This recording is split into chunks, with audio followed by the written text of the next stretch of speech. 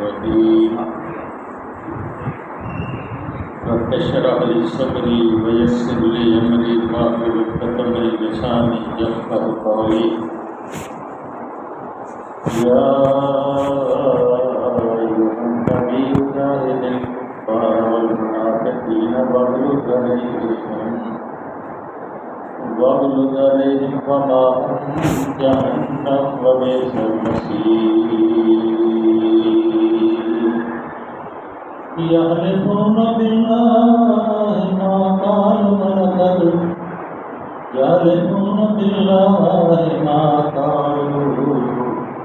ولقد قالوا كلمة الكفر وكفروا بعد إسلامهم وهموا بما لم ينالوا وما نكروا إلا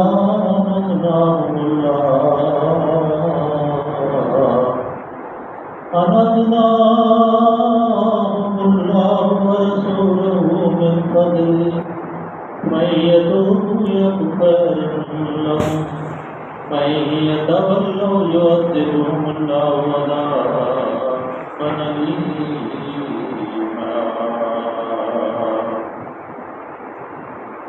عذابا أليما في الدنيا والآخرة وما لهم في الأرض من ولي ولا نصير الله مولانا الذي وصدق رسوله النبي الكريم ونحن من الشاهدين والشاكرين والحمد لله رب العالمين. کل جو ہم نے پڑھا تھا اس نے اللہ کی ذات کریم نے آخر میں اپنی دو صفات بیان کروائی تھی. ایک اللہ عزیز الحکیم کہ بے شک اللہ قوت والا حکیم ہے، حکمت والا ہے، دانا ہے، اور اپنے دوستوں کو جو اس کے دوست ہیں، جو اس کے اوپر ایمان رکھتے ہیں، جو اس کے اوپر توکل کرتے ہیں، جو اس کے بتائے ہوئے طریقے سے عمل کرتے ہیں، ان کو وہ کمزور نہیں دیکھنا چاہتا، ان کو بھی عزت اور تقریب والا دیکھنا چاہتا ہے کہ جیسے اللہ کی قوت ہے جو اس کے ساتھ مل جاتا ہے، جو اس کے بتائے ہوئے راستے کے اوپر، جیسے سورہ فاتحہ نے کہا کہ ان لوگوں کا راستہ جن کے اوپر تیرا انعام ہو، جو تیرے انعام سے مستفید ہو، ان لوگوں کا راستہ، غلط تعلیم ان لوگوں کا راستہ نہیں جو تیرے گمراہ ہو گئے، جو تجھ سے تیرے راستے سے گمراہ ہو گئے، سرکش ہو گئے اور اپنی سرکشی کے اندر اندھیروں کے اندر کامکیاں مارنا شروع کر دیا. لیکن اللہ کی ذات کریم نے کہا کہ وہاں التجا دی تو یہاں اللہ نے کہا کہ بے شک فکر رکھو، اللہ عزت والا ہے اور جو اس کے ماننے والے ہیں وہ بھی مغلوب نہیں ہونے والے، عزت والے بن گئے. اور ساتھ ہی اللہ نے ایک وعدے کی بھی مومنین اور مومنات کو وعید سنائی تھی، خوشخبری سنائی تھی کہ وہ باغات ہیں ہمیشہ ابد، ایسے باغات طیبۃ کی جنات ہیں، ان مصفہ، ان جہاں نہریں جو ہیں لہریں لے رہی ہیں. اور ایک حدیث میں آتا ہے کہ ایک مومن کا گھر جو ہے وہ ایک ہی موتی سے بنا ہوگا، موتی سے. اب یہاں کیسے گھر بنا سکتے؟ ایک ہی موتی سے، زمرد یا ہیرے سے بنا ہوگا، اور وہ 60 میل لمبا ہوگا، اور اس میں اس کے اہل خانہ ہوں گے اور ایک دوسرے کو دیکھ نہیں سکیں گے. ایک ہی گھر. اور پھر ایک جنت جو ہے اس کا جو فاصلہ ہے زمین و آسمان کا. تو اللہ نے کہا ہر جزاء الاحسان الا الاحسان، کہ جو نیکی کرتا ہے اس کا بدلہ بھی دیکھتی ہے. اور اس کے لیے دیا ہے من دونہ ما جنتان، اس کو 2 جنتیں ہیں۔ اور اللہ کے نبی صلی اللہ علیہ وسلم نے ارشاد فرمایا کہ جب دعا مانگا کرو تو جنت الفردوس کی دعا مانگا کرو۔ کہ جنت الفردوس وہ جنت ہے جو عرش کے سائے میں ہے، اور بالوسیلہ والفضیلہ، اور میرے لیے وسیلے کی دعا کرو۔ وسیلہ کیا ہے؟ کہ وہ مقام جو اللہ کے رسول صلی اللہ علیہ وسلم کو علاوہ اللہ کسی کو اور نہیں عطا فرمایا۔ اللہ ہمارے محبوب صلی اللہ علیہ وسلم کو وہ مقام محمود عطا فرمایا، اور اس کے اوپر اللہ کی ذات ہوگی، نیچے جنتی۔ پھر اللہ نے فرمایا، اللہ کے محبوب نے، کہ یہ دعا مانگو، کہ یہ میرے لیے وسیلے کی دعا مانگو تو میں یہ ضمانت دیتا ہوں کہ تمہاری بخشش میرے اوپر لازم ہوگا۔ میں تمہاری سفارش کروں گا اللہ کے حضور کہ پروردگار یہ وہ لوگ ہیں جو میری اتباع کرتے تھے، ان کے اس لیے وقت رکھتا ہوں۔ اور وہاں بسم اللہ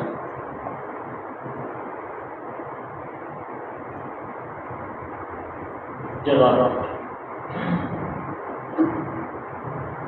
اور طیب مسکن ہو تو اور سب سے بڑی بات تو کیا ہو، میں نے 2-3 دفعہ بیان کیا، لیکن یہ بیان کرنے میں لطف اتنا آتا ہے کہ دل کے اندر کوئی تکلیف سی باتیں پیدا ہو جاتی ہے۔ اللہ فرماتے ہیں کہ سب سے بڑی وہ جو بڑا جو انعام ہے وہ اللہ کی رضا۔ اللہ جنتیوں کو بلائیں گے اور پوچھیں گے کیوں بھائی تمہیں سب کچھ مل گیا؟ پکاریں گے پروردگار جو تم آپ نے وعدے فرمائے تھے اس سے زیادہ مل، اور کسی چیز کی تمنا کوئی تمنا نہیں۔ اللہ فرمائیں گے اب میں تمہیں اس سے بھی بڑی بات، اس سے بھی بڑا انعام دیتا ہوں۔ وہ انعام کیا ہوگا کہ اللہ کی رضا۔ جنتیوں کو اعلان کریں گے کہ آج کے بعد ہے جنتیوں میں تم سے ناراض نہیں ہوں گا، جیسے جوان ہو جوان ہی رہو، بسیں پھوٹی ہیں پھوٹی رہو گی، کوئی آپ کا عضو جو ہے بیمار نہیں ہوگا، نہ کوئی بخار ہوگا نہ کھانسی ہے، صرف میرے ہو کے رہو گے تو پھر یہ جنت تمہاری ہے۔ اور جنت ارض السماوات والارض، یہ ہے وہ جنت۔ اور اس کے بعد اللہ نے فرمایا ذالک هو الفوز العظیم۔ دنیا والوں،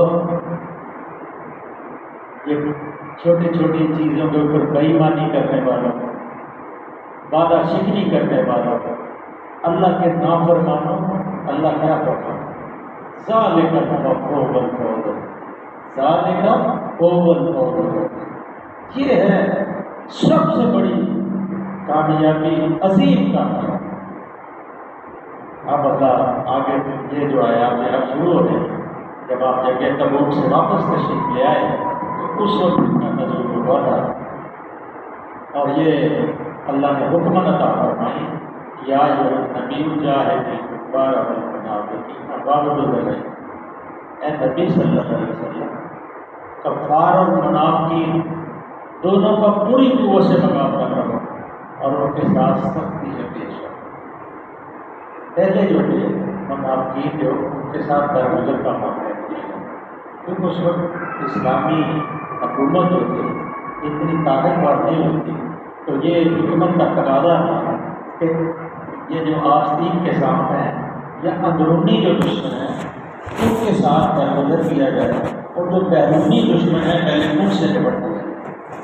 لیکن پہلے پوزیشن جو تھی اس کے بعد اللہ تعالیٰ نے اسلامی حکومت کو استقامت عطا فرما دی، اور بیرونی جو اب عنصر سے تھوڑے مغلوب ہو گئے اور اب بڑی بڑی سلطنتوں کے ساتھ دوبارہ واسطہ پڑتا تھا، تو اللہ نے پھر فرمایا کہ یہ جو خاص نظام ہیں ان سے پہلے نپٹو، اور ان کے بغل ان کو جہاں ملے ان کا مقابلہ کرو، قوت سے کرو، اور ان کو ننگا کر دو کہ یہ منافق ہے۔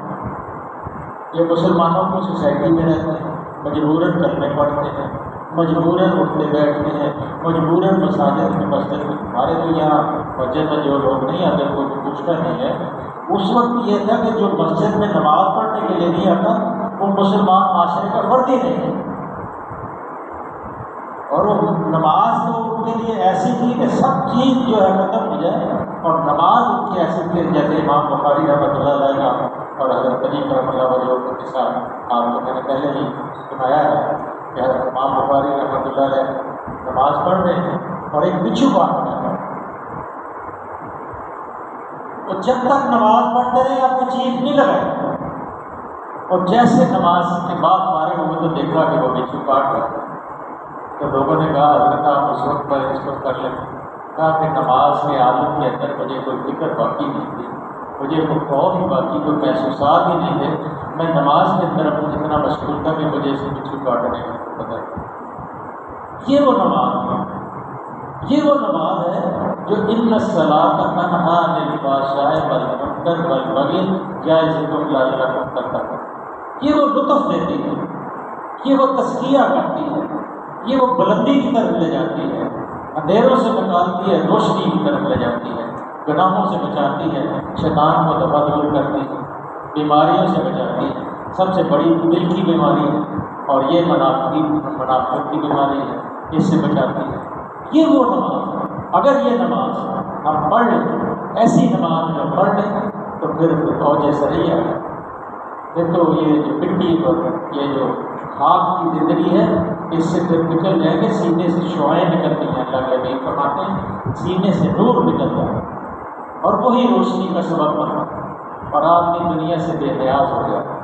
اور قرآن اگر آپ پڑھیں گے تو قرآن کو پڑھتے پڑھتے بھی آپ کے اوپر ایسا وقت آئے گا کہ آپ دنیا سے بے نیاز ہو جائیں. کوئی فکر لاحق نہیں ہوگی کہ کیا ہوگا. کیوں کہ جب یہ ارمان کا حصہ بن جائے گا کہ جو کچھ ہونا ہے میرے اللہ کی طرف سے، خوشی غمی سب کچھ میرے اللہ، اور کوئی چیز ایسی نہیں جو پہلے سے لکھی ہوئی. لا یکلف اللہ نفسا الا وسعها، اور کوئی اتنی تکلیف نہیں آنی جتنی قوت برداشت سے پائے.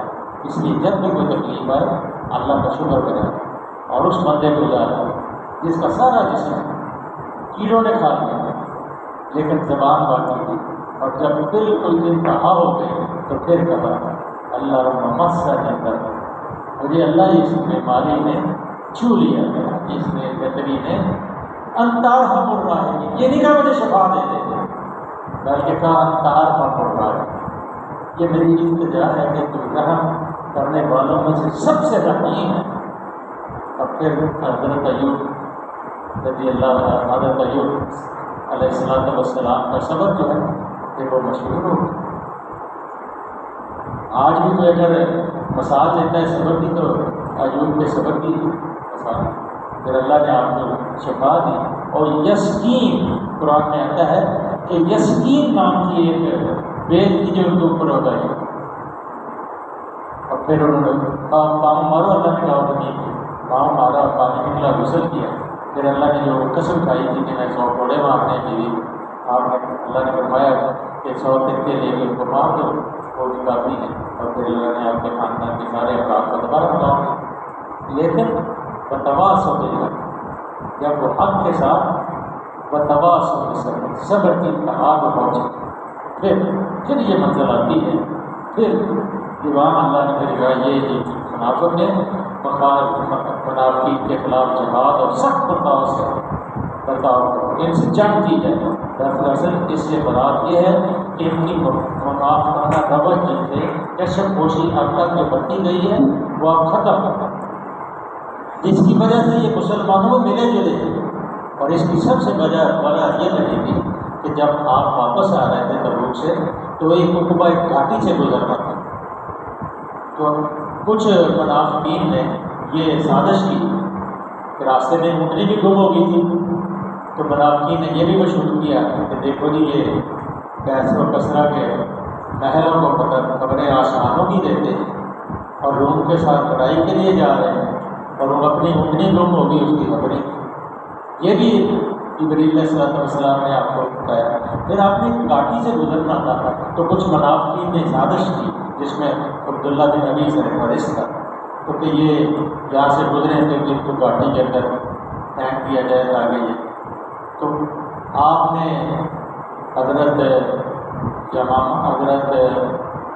ایک عمار بن یاسر تھے، دوسرے بجے دین سے نکل گیا، 2 صحابیوں کو ساتھ لیا، اور عمار بن یاسر جو ہے آپ کی اٹھنی کی لکیر پکڑے ہوئے تھے، اور وہ جو دوسرے جو یمامہ تھے، پہلے ان کا نام کچھ اور میرے دین سے نکل گیا، آپ یمامہ بن یمامہ، تو وہ آپ کی اٹھنی کو پیچھے سے ہانک رہے، تو آپ نے اعلان کیا کہ جتنی فوج ہے، جتنے مجاہد ہیں، وہ اس گھاٹی سے نہیں گزریں گے بلکہ دوسرے راستے کے گزریں گے، میں اکیلا اس راستے سے جاؤں۔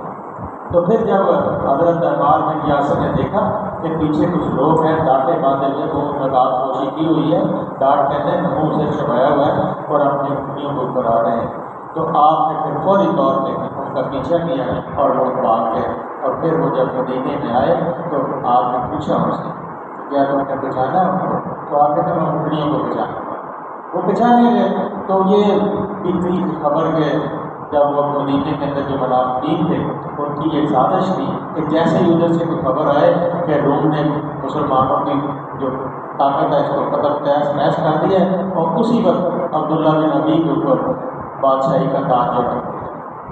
اور یہ بات جو ہے جو عبداللہ بن ابی کا بیٹا تھا عبداللہ بن عبداللہ، وہ پکا مسلمان اور صحابی بنا، اس نے آپ کے اللہ کے رسول صلی اللہ علیہ وسلم کی خدمت میں یہ سارا قصہ سنایا۔ تو عبداللہ بن ابی جو تھا اس نے قسم کھائی کہ نہیں، میں نے یہ بات نہیں کہی بلکہ یہ عبداللہ بن جھوٹ بول، تو اللہ نے یہ آیاتیں آگے آ رہی ہیں وہ نازل کر، تو یہاں پہلے اللہ نے کہا یا النبی جاہد الکفار والمنافقین واغلظ علیہم، ان کے ساتھ پوری منافقین اور دونوں کے کفار اور منافقین دونوں کا پوری طور سے مقابلہ کرنا، ان کے ساتھ سختی سے پیش آنا۔ وما واہم جہنم، اور آخرکار آپ تو جو کریں گے ان کا ٹھکانہ جہنم ہے، ان کا گھر جو ہے جہنم ہے۔ اور پیچھے آپ نے پڑھا تھا جہاں بیسل مسجد کا ہے وہاں کہا تھا عدت احاطہ کیے ہوئے، جہنم ان کا احاطہ کیا ہے، تو بیسل مسجد، اور وہ بدترین جائے قرار ہے، بدترین جائے قرار ہے۔ یا یحلفون باللہ، یہ ہوا یا یحلفون باللہ ما قالوا، یہ لوگ خدا کی قسم کھا کر کہتے ہیں کہ ہم نے وہ بات نہیں۔ کیونکہ عبداللہ جو ان کے بیٹے تھے وہ رو رہے تھے، میرا عمر چھوٹی تھی، تو کہہ رہے تھے آپ کھانوں کے پیچھے بھی بڑا اپنے بچے ہیں، کوئی ایک آدمی جو کچھ کہتا ہے اس کو مان لیتے ہیں۔ تو اللہ نے عبداللہ جو آپ کا والد تھا وہ منافق رئیس المنافقین، تو اللہ نے کہا کہ یہ لوگ جو ہیں آپ اس کی تسلیم کی، تو پھر آپ نے عبداللہ کو بلا کے شاباش دی، لڑکا صحیح ہو، تو کہا جہاں مانگا وَلَقَدْ قَالُوا كَلِمَةَ الْكُفْرِ وَكَفَرُوا بَعْدَ إِسْلَامِهِمْ وَهُمْ بِالْإِيمَانِ يَجْحَدُونَ، وہ بات نہیں کہی، حالانکہ انہوں نے ضرور وہ کافرانہ بات کی۔ کیا بات کہی تھی کہ اب جو عزت والا ہوگا وہی مدینے میں رہے گا، جو رذیل اور ذلیل ہوگا وہ مدینے میں نہیں رہے گا، ہم ان کو اندر داخل نہیں ہوں گے۔ بلکہ بڑے ذلیل قسم کے لوگ انہوں نے وہاں کیے تھے۔ تو جب اللہ نے کہا کہ یہ بعد اسلام نے محمد بیمارن جہالو، وہ اسلام آنے کے بعد کفر کے مرتکب ہوئے، انہوں نے وہ کچھ کرنے کا ارادہ کیا جسے کر نہ سکے، یعنی آپ کو شہید کرنا چاہا لیکن وہ کر نہ سکے۔